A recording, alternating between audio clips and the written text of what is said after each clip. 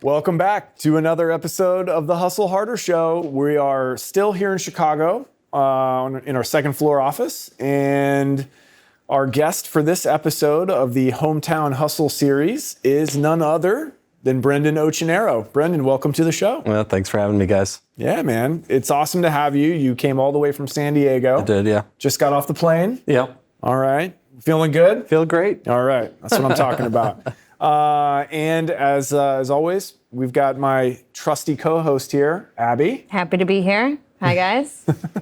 All right. Well, let's get into it. Brendan, tell us about you. Give us a little bit of your backstory. Yep. How'd you get to Renovo? Yeah. Who is Brendan Ochinero? Yeah. So I grew up, born and raised in San Diego. Went to Torrey Pines High School, which is kind of, everyone knows Torrey Pines Golf Course, so nice little reference there. And then I went off to Arizona State for college. Lived in Scottsdale for 4 years, moved back to San Diego. And the first job I had was in a land acquisition company for renewable energies. So wind, solar, geothermal, that sort of thing. Mm-hmm. And my job instantly became land acquisition to put options contracts on hundreds or thousands of acres to get them set up for feasibility studies for private equity up in the Bay Area to come down and tour the facility or tour the properties and see if they're feasible to put these either wind or solar turbines on them. That's an interesting corner of the real estate market. Yeah. So really what it did was it gave me a lot of exposure to a lot of no's on the phone, a lot of sales, a lot of people yelling at you because they had bad experience with solar farms or whatever that like I didn't really have anything to do with. Yeah. But that gave me like a good entrance and segue into sales and what it was like to spend a lot of time on the phone with people, getting to know them and building relationships and trying to get them to the ultimate contract, which was options contract for a few years so that we could put everything together. During that time, I had my first boss, obviously, out of college. His name was Joseph. He was really instrumental in giving me that coaching and sales training that I needed.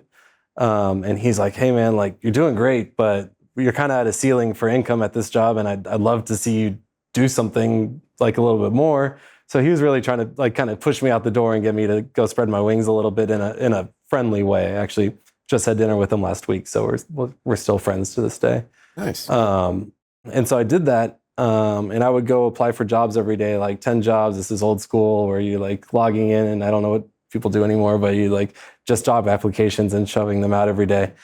And I was getting a coffee at the place I was applying for jobs at, and the guy in front of me was on his phone talking about mortgages and a mortgage shop and real estate, and I knew a little bit from the job I currently had with the renewable energies, and we just started talking, and he just came out of like running kind of a small conventional shop in Boston, and now he's in San Diego, and this was in 2010. Was that Oliver? And it was Oliver. Yeah. So he's coming out of 08, 09, shut down the office, and he's trying to figure out what he's going to do next. And it ends up being a hard money lending company. We sat down after getting our coffees, and he goes, do you want to be my first employee? And, You just tapped him on the back in line or something? Yeah, wow. Yeah, we were just talking. And I go, yeah. He goes, well, what do you make at your current job? And, you tell him, you maybe embellish 10% or whatever. And he's like, cool, like you can start next week. And so I went back to work and I told Joe, my boss, and he's like, I think you should do it. So Oliver and I started in like a 250, 400 square foot office in Pacific Beach in San Diego. And we started that lending business with friends and family money that we were lending on one-off loans. Would maybe do $2 to $4 million a month to start and think it was like amazing at really high interest rates. It would celebrate. I remember we would celebrate a big month with like Brazilian steakhouse for lunch. For lunch? Yeah.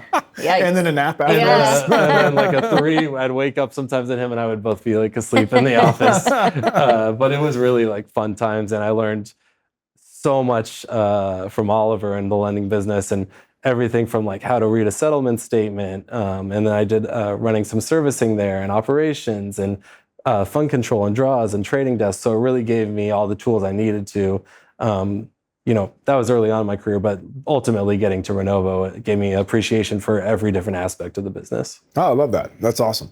Yeah, that's like you got an MBA in lending. That's very cool. It's nice to be able to talk to the asset management guys or the guys doing the draws or servicing, where like all these jobs are a lot of the time so thankless, and they put in so much work, and it's so many hours, and it's usually people are only calling you to be upset with you or be mad or there's a problem. Yeah, on the servicing side, for sure. For sure, right? So just to have some appreciation of what those people are going through and be able to communicate on that level helped serve me pretty well. Yeah, no doubt about it. And you got to Renovo how long ago?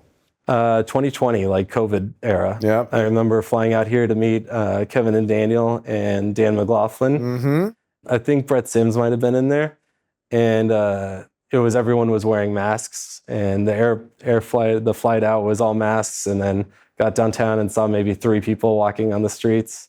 It was pretty eerie. Crazy, yeah. And our office was brand new here. And yeah, it was we had quiet. just moved in like a week before COVID sent us all home. Got sent home. That was tough. Yeah. And you had a connection at Renovo because you worked at that previous firm with Paul Shaughnessy, right? I did, yeah. So Paul and I built a great relationship at that same shop with Oliver. I think we went to a conference together before Paul joined the lending industry in Las Vegas. And this was kind of our opportunity as a company that I was working for Oliver at the time to kind of talk him into working with us because they had identified his talent. Yeah. And they said, you're around his age. I'm a couple of years older. Why don't you just talk to him and tell him what an opportunity it could be and how well he could do and and try to convince him to join the company. And so that weekend in Vegas at the conference, we just built a really good friendship, and it started there. And then, kind of like sales, just stayed on him week after week and hey man, you can do this and be incredible at it. I threw out a number of what I thought he would do in his first year, and I think he nearly doubled it, just being Paul, right? And so by his second year, I think he was already outperforming me in terms of numbers, which was obviously a great hire. So I like to think I had a piece in bringing him into the industry, and then he played a major role in me joining Renovo. Yeah, I remember talking to Paul early on, and your name came up a number of times where he was like, I know a guy if we're ready to go to California, and worked out great for everybody. Yeah. Speaking of numbers, what kind of production did you do in 2025? 2025, we did around 245 million. That's a big number. Yeah, that's a big number. Yeah. And that landed you, I believe, number 6 overall on Scotsman Guide top originators. 5 or 6. Number 5. Yeah. Yeah. Goldberg was 6. Yeah. We make sure we get 5 then. You got 5. Paul's still edging you out. Yes. He was number 1. Paul was 1. By fairly wide margin. Yeah. That's being kind. Yeah. When at what year are you going to overtake Paul in originations? I think it could happen because of the market dynamics and the opportunity that we have in California to do well. I think if you were to talk to Paul, he's going to say at the point that it happens, he's removed himself from solely originating and more into a management role. Yeah, when he retires. Yeah. So I don't know if it's going to be a 1v1 type of situation when it happens, but I would say at the rate we're at, it could be 2 to 3 years. Get him to move back to California. Well, yeah. Love it. Abby, let's get into some questions. Yeah, sure. So, talking a lot about the lending side, but you're also a proud dad of 2 little girls. Yeah. Tell us a little bit about your family. Girl dad. I've been married since 2021. I got 2 girls, ages one just turned 4, and the other one turns 2 on the 3rd of July. That's a good birthday. Yeah. They're amazing. We got invited last night randomly to go to Benihana. And so we had the 4 and the 2-year-old with us. Did they like it, or were they scared? Shrimp toss? It was amazing. No shrimp toss, but the fire with the onions, Yeah. Oh, yeah, the volcano. Yeah, the volcano. Classic move. Yeah. And I was so proud. My 4-year-old was sitting in her seat the entire time, and her best friend was running around the restaurant. And I'm like, hey, you got to be cool. We're going to do some practice. And if you sit in your chair like a grown up the whole time, behave yourself, we'll do ice cream or whatever you want. And I was so proud. She nailed the whole thing. Awesome. That's awesome. Really cool. Any skills from lending that you think carry over to dad life? Or maybe vice versa? Yeah. That's a really good question. Yeah. Thanks, James. I like that. You're welcome. I used to find it as a challenging transition to go from the office to home right away, especially for a long time. I worked in the home office downstairs, and going from running, really hot on a high speed and solving everyone's problems and trying to put out fires into going into dad mode was a really kind of a challenging transition for me. Yeah.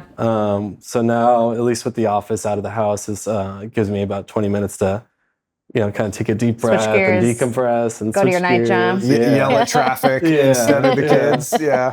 And it's so different. I think they're almost like two different lives for me, really. Yeah. I try to be like so fun at home, and usually work's been so chaotic, and we're always like dealing with high bandwidth and constantly growing, and it presents a lot of obstacles and challenges, especially the market that we're in right now. Right. So it feels I don't have that moment to slow down, and so when I get home, I like to try to slow down a little bit.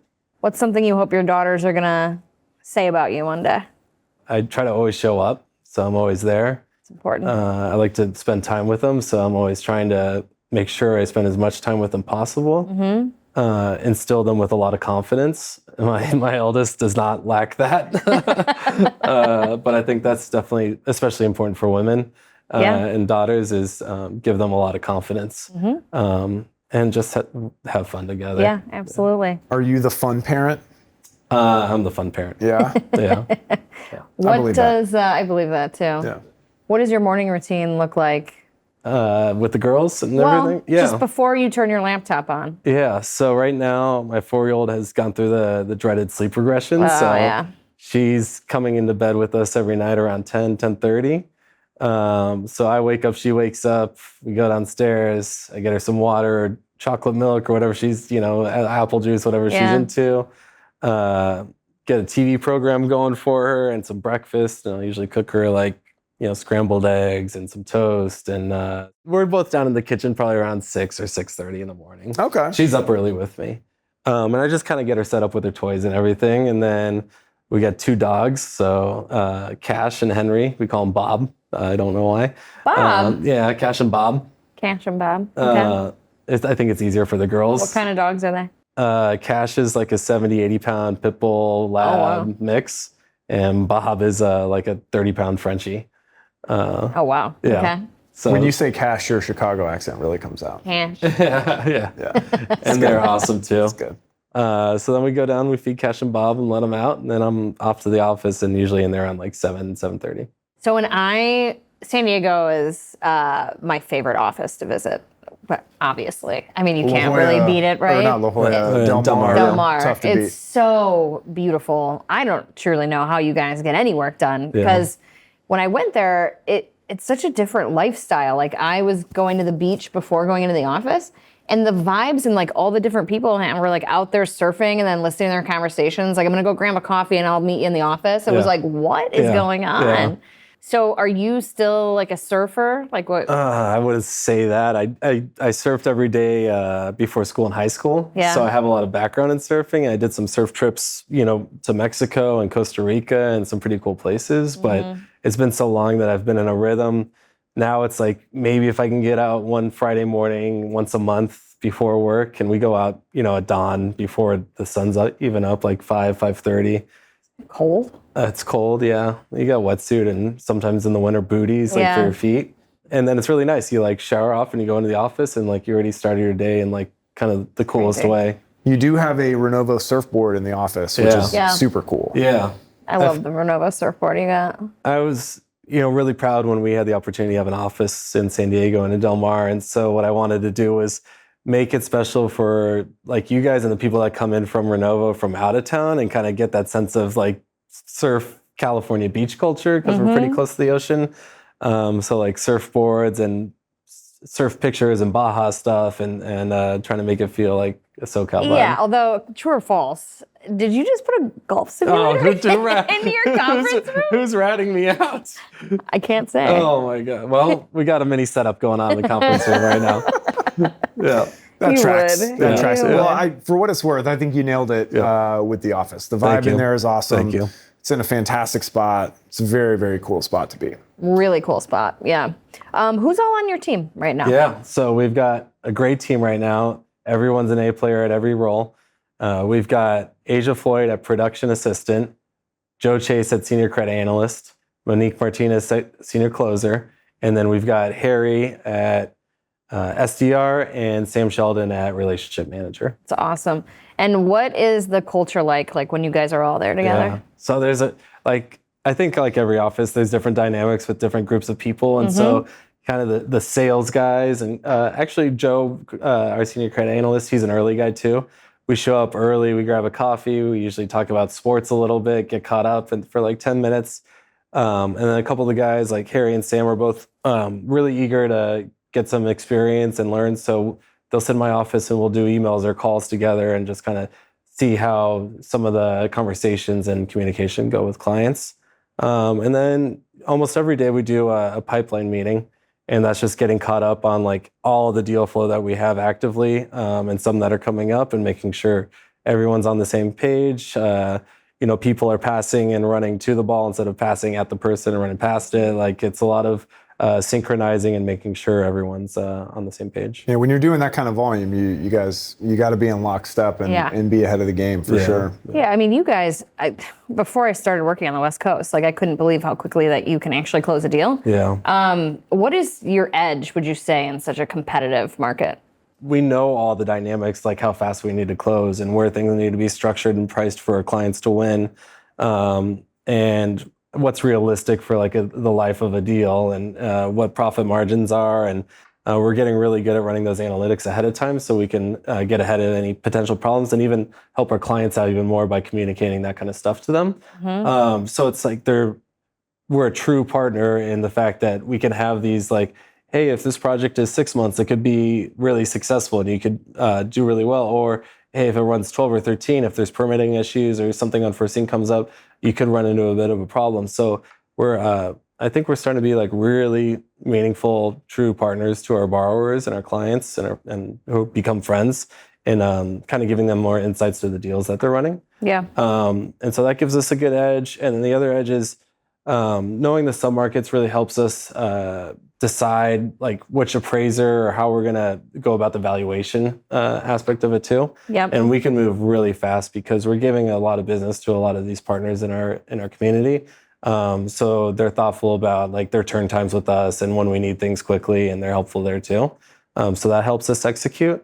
And then now our team's just running a really good machine. So we know what we have to do to get deals done, and we can start on a Monday and sometimes end on a Friday and fund a deal and in a worst case situation. But usually, we try to work with our clients and they give us a good lead time where they can get an extension. It's usually not life or death within 3 days, but 4 days. But, we do everything we can to deliver for them. Yeah. I mean, I see you run your operation all the time, and I can say that it honestly, it is running like a machine right now. So what's the most you don't get it unless you live here thing that you see in California? I think there's such a big price discrepancy, and if you don't live in the market, it's hard to understand coming from another market. And I don't mean price in terms of rates. I mean price in terms of housing prices. You could have a 1,200 square foot house a block or two off the ocean, and you're getting crazy price per square footage. It's sometimes $2,000-$3,000 per square foot. Or you could be a little bit inland and have a 4,000 square foot house, and the pricing's way less, and you're what? It's all San Diego, right? Everything in San Diego, all the locals talk, everything's 20 minutes from each other. Yeah. So if you're in La Jolla, it's 20 minutes to get to Encinitas or Carlsbad. If you're in Del Mar, it's 20 minutes to get down to UTC. Everything's 20 minutes. And so it's kind of weird to think all these different submarkets have such big price discrepancies.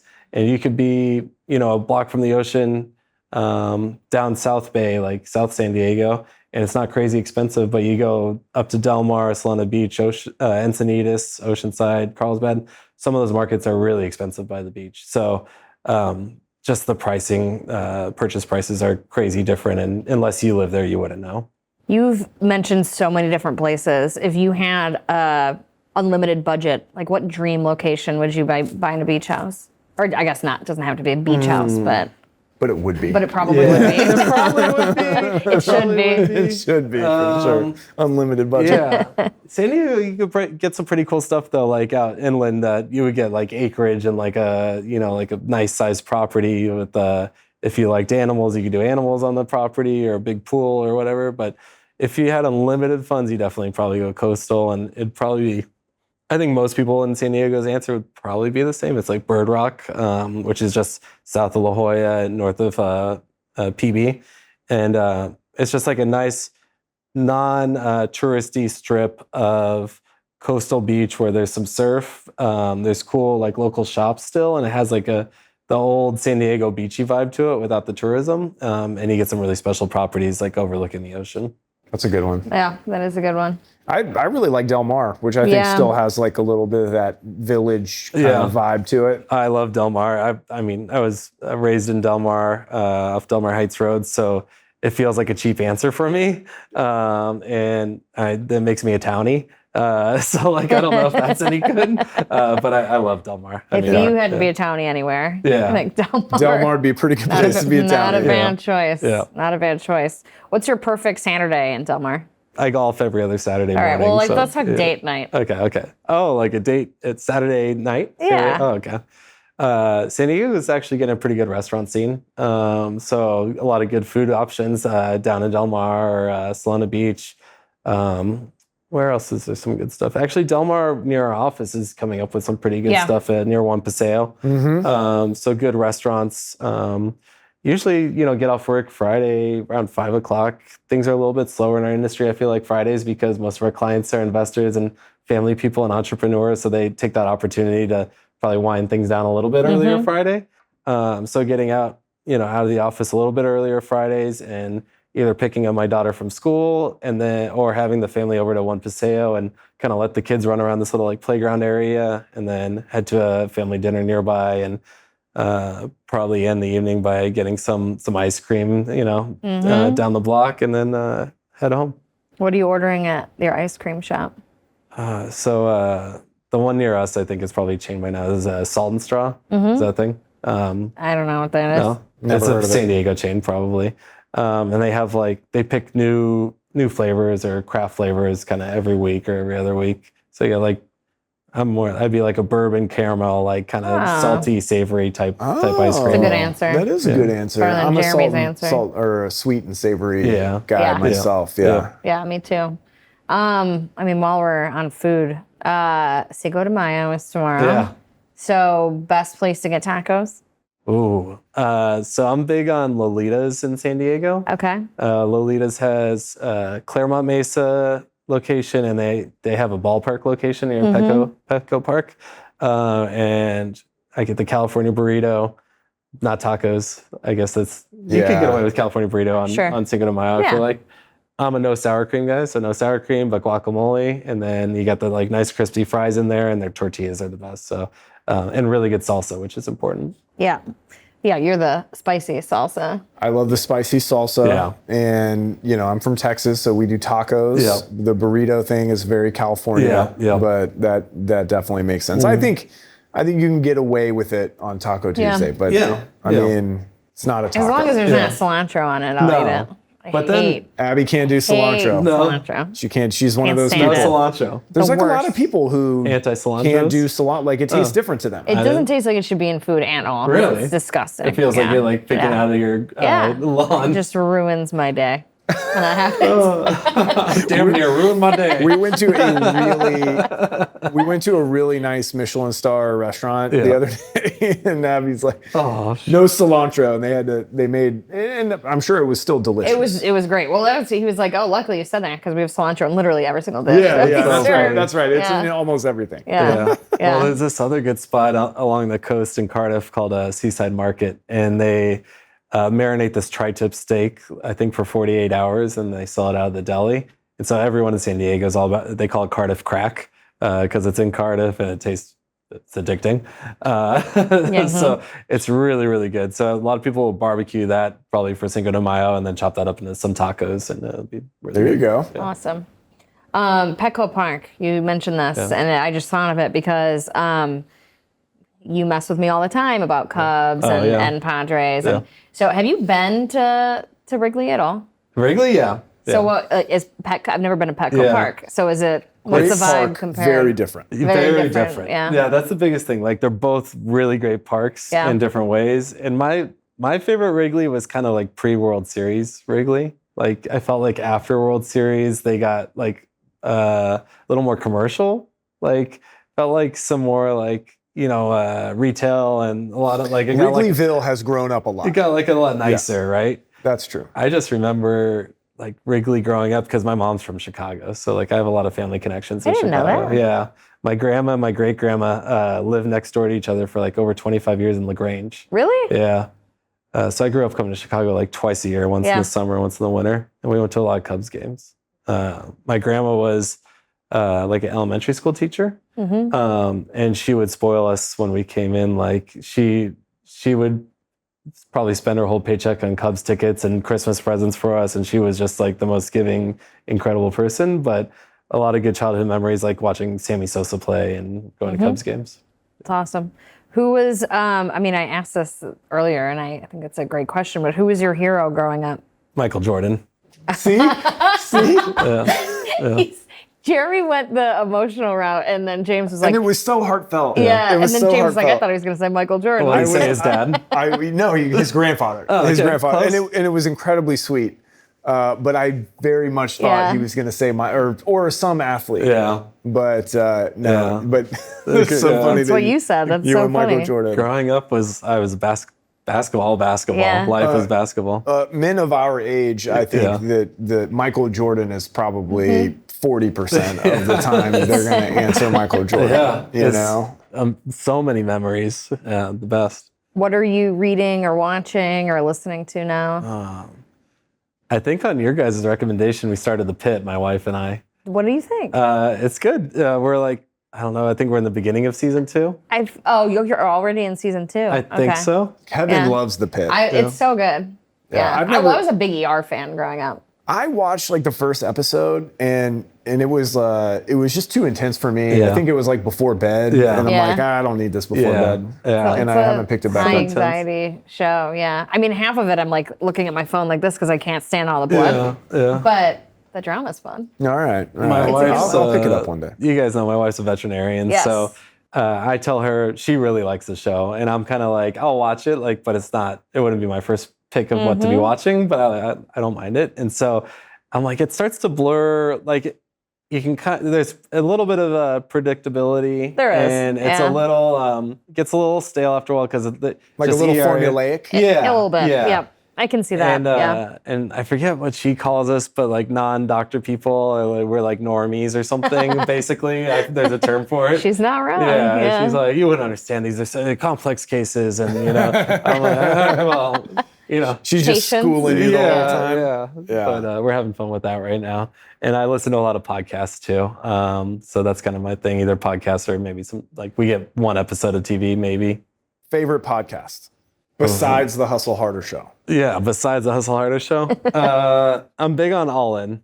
I like the All In podcast. Who is the host of that? Jason.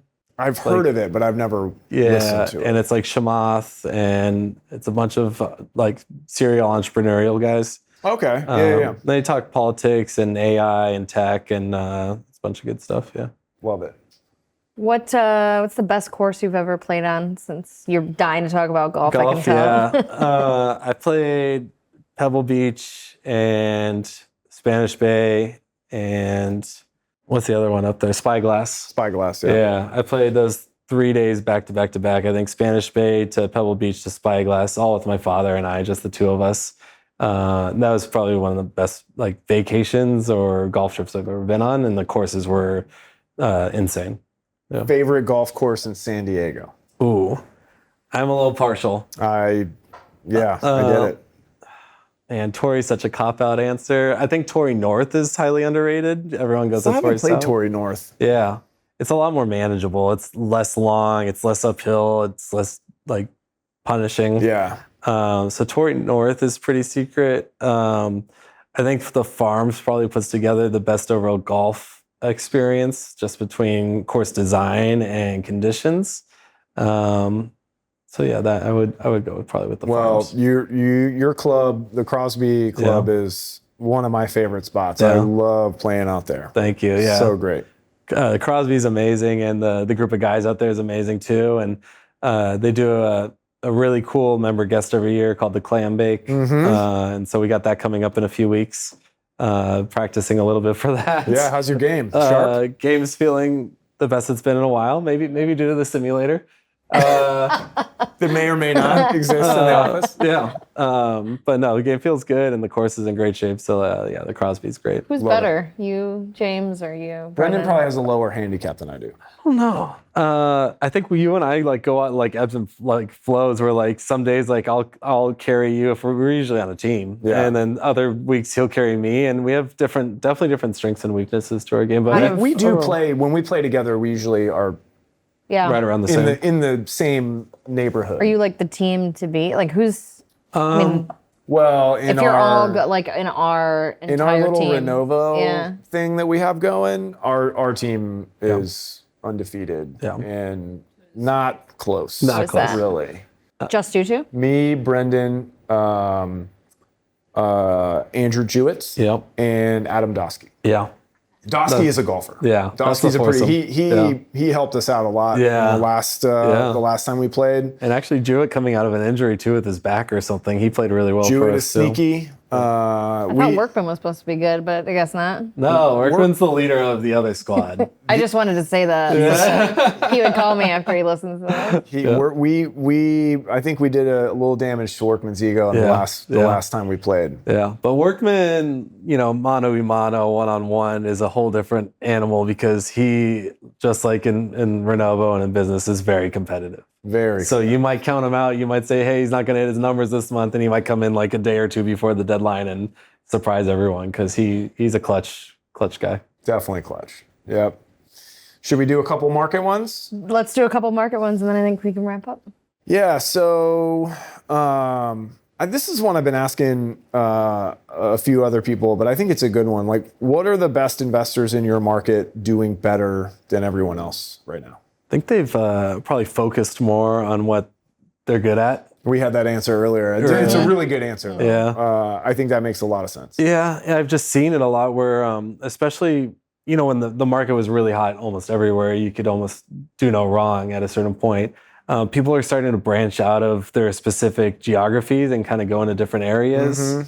And I don't know what that really, I don't want to call it greed, but like there was more opportunity in other markets because things were getting really saturated in the market they were good at. We're like, oh, let's keep this momentum going and do it outside. And I think we're kind of just exiting that experiment right now where people are finally winding some deals down, getting rid of that. And then they come out of that with the same lesson because we kind of, have a debrief afterwards. And they're like, yeah, I won't be going out there again, wherever there is. I'll be focusing here in San Diego or here in Orange County, wherever the market is. They want to get back to where they were good at. And I think right now it's important to have really good agent relationships too, because that's a lot where you get your acquisitions from. And so spending time and focusing on those relationships is harder when you're going all over the place. So bringing it back to center and focusing around relationships is that's what all the good guys are doing right now. I love it. What do you have a good site visit story? Most of the site visits we get to go to are pretty cool.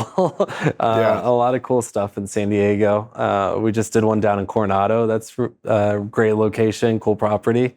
We did a couple up in LA that are going to be amazing, cool location property. But trying to think we never had any like surprises or never opened the fridge to any dead bodies or anything like that. Maybe more so in other markets than San Diego, I would think. Yeah, that makes sense. That makes sense. Bigger party town, gas lamp / Pacific Beach or Scottsdale? Ooh, Scottsdale. Yeah. Scottsdale's by like a mile, right? Yeah, pretty bad. And maybe Gaslamp had a pretty good run before COVID, but Scottsdale it's like Vegas, like junior. Yeah. It's mini Vegas, and it's just chaos there, especially in the right season. Yeah, that one for sure. Yeah, Gaslamp's a little rough these days. Yeah, rough, and none of the clubs or bars seem to be able to stay in business that long. There's not a lot of good staples, whereas Scottsdale, there's like always the old staples, the go-tos that have been good for a long time. Are you more clubby or like dive bar? Dive bar. Yeah, maybe like college days clubby, but nowadays dive bar. Actually, there's a good dive bar, maybe you know, in Chicago that my buddies took me to because I was friends with a lot of Chicago guys at Arizona State, and one of them ended up moving to Bucktown. Is there Lottie's? Oh yeah. Oh yeah, Lottie's is awesome. That's Lottie's like is great. Famous dive bar. Do right? you ever do karaoke? No, I've never done karaoke. What? Karaoke once in my life. I hate it too, Never though, James. once Yeah, in I your don't think life? I ever Never have once in my either. life. That is hard to believe. It's the worst. Yeah. The worst. What's your karaoke if you had to? I wouldn't have to. You and I will set it up. Yeah, I would do like maybe like a Red Hot Chili Peppers or a Pearl Jam. That would probably go with one of those California two. guy with the Red Hot Chili Peppers. What's your favorite dive bar in San Diego? Is this dive bar in Pacific Beach, actually, like North PB, called Latitude 33, I think. And then we used to play a lot of darts there and shuffleboard and pool. That was a pretty fun one. Yeah. Where did you take us when we were there? I had the good pizza and the like games and stuff. Oh, that was Pizza Port. That was fun. That's a San Diego classic staple. Yeah, Pizza Port. That was the original location, so that's kind of cool. And they've really expanded locally. They have like a mini franchise thing going on in San Diego. That was a lot of fun. I like that place. Yeah, Pizza Port's a classic. Yeah. Favorite dive bar in Scottsdale? Oh man, I can see it in my head. I don't know if I'm going to be able to name it. What's that? It's that place you and I went with the Christmas lights all everywhere. the lights. Yeah. That place is awesome. Oh, it's so good. Yeah. I don't know the name of it. I've been several times. I don't know there's the name. another place. That says something. Yeah. Man, these have. It's been too long for most of these places. But there's like a Red Owl or something owl in Arcadia in Phoenix that's really good too. I got to give a shout out to Dirty Bill's, my favorite dive bar in Austin, Texas. If you're in Austin, check out Dirty Bill's. Dirty Bill's. It's absolutely the best. Yes. It is the best. Well, I think we might have come to the end of our questions. I think so. Brendan, it was awesome having you. Thank you for spending some time with us and allowing us into your world a little bit. So thanks for having me. absolutely. Thank you, Abby. Thank you. Thank James. you, Ocho. And with that, we'll see you next time. Bye, guys.